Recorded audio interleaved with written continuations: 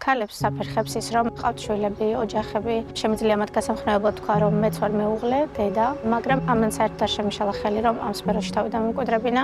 მე ვარ ანა არქანია, ცხოვრობდა მოღვაწეობა ბოლნისში. ბევრი წლის წინ დავიწყე სილამაზის სფეროში მოღვაწეობა. პროფესიით ვარ კოსმეტოლოგი, თუმცა ეს სფერო ძალიან კონკურენტულია, ამიტომ მუდმივად საჭიროებს ახალი სერვისების დანერგვას, რომ დაიმკვიდრო საკუთარი თავი ამ სფეროში.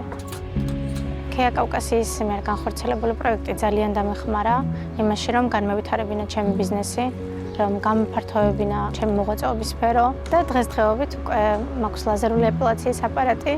ძალიან მიხარია, რომ ეს მომსახურებაც დაინერგა ჩემს სალონში. მაქვს შესაძლებლობა, რომ დავეხმარო სხვა ქალბატონებს, მიიღონ ხარისხიანი მომსახურება და უფრო მეტად ლამაზები იყვნენ და მეტად თავდაჯერებულად იგრძნონ საკუთარი თავი. ჩემი მიზანია არ გავჩერდე, არ ვიფიქრე, რომ აი ყველაფერს მივაღწიე და ეს სულ წერტილია.